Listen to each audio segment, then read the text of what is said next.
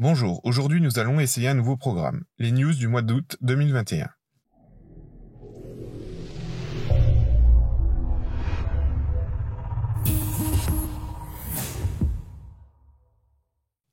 Les chiffres de Stellantis sont bons, voire même très bons sur le premier semestre. Si on s'intéresse à Peugeot en particulier, la marque est deuxième des ventes en Europe avec 423 774 unités vendues.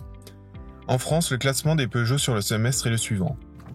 Première, 208 avec 408 515 exemplaires, 5,3% des parts de marché. En troisième, la 2008 avec 40 604 exemplaires. En septième, la 3008 avec 31 000 unités. En 16e position, la 308 avec 13 477 unités. En 17e position, la 5008 avec 13 395 unités. Le plus étonnant est que le 5008 se vend presque aussi bien que la 308. La fin de vie de celle-ci, avec en plus les problèmes de production à cause de la crise, justifie certainement cette place dans le classement. L'arrivée en octobre prochain de la 308-3 la fera certainement monter de quelques marches. Pour continuer dans les chiffres de vente, un article se concentre sur les modèles rechargeables, et le 3008 hybride tient la première place de ce classement. Et du côté des électriques, la i208 et la i2008 sont respectivement 3e et 7e des ventes. C'est aussi la fin de la Peugeot 108, la production s'est arrêtée, elle ne sera pas renouvelée, le contrat entre Toyota, Citroën et Peugeot est terminé. Et la 108 n'aura donc pas de remplaçante, dommage pour une petite voiture urbaine et très pratique. Dans un autre registre de vente, une Peugeot 205 T16 a trouvé preneur pour 274 160 €. Il s'agit du numéro 200, sur les 200 exemplaires qui ont été produits Peugeot pour permettre l'homologation en groupe B. Elle faisait partie de la collection de Jack Seaton, un homme qui avait été à la tête de Pioneer France. Cette Peugeot 205 Turbo 16 lui a été offerte par Jean Todt. En 1992, Jack Easton l'a vendue à son actuel propriétaire alors qu'il n'avait parcouru que 16 000 km. La sportive n'a pas pris de la poussière au fond du garage, son propriétaire l'a utilisée de temps à autre. Son compteur affiche aujourd'hui 49 700 km. Le propriétaire s'en sépare car il n'a pas d'occasion de la faire rouler, ce qui est certainement ironique parce qu'elle va aller finir dans un garage et ne plus jamais ressortir. Passons maintenant aux news en lien avec Peugeot Sport. Peugeot Sport était présent aux 24 heures du Mans qui se sont déroulées ce mois d'août. Ils exposaient la maquette de la 9X8. Mais ils ne présentaient pas qu'une voiture, ils étaient aussi là pour voir comment se passaient les premières courses d'hypercar, la nouvelle réglementation.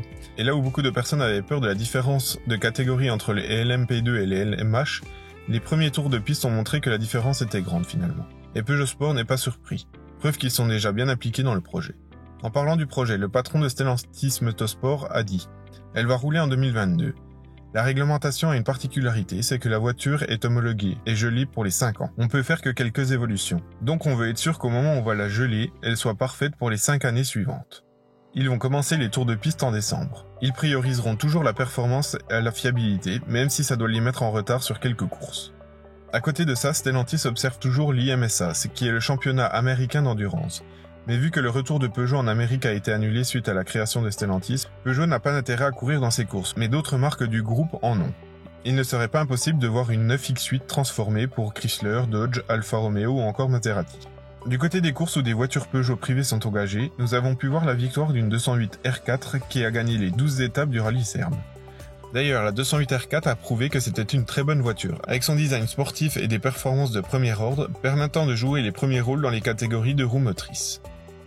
En championnat TCR Europe, Teddy Claret a fini 3e au circuit Spa-Francorchamps, avec une Peugeot 308 TCR.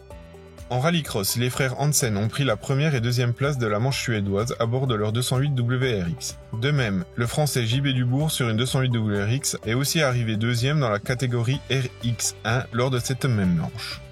Loeb et Delecourt sont dans les grands noms du rallye, et ce mois-ci ils ont fait des tests en préparation du rallye du Mont-Blanc. Ils seront tous les deux sur des 306 Maxi, de quoi voir un beau spectacle le week-end prochain. Dites-moi en commentaire ce que vous avez pensé de ce nouveau format. À bientôt!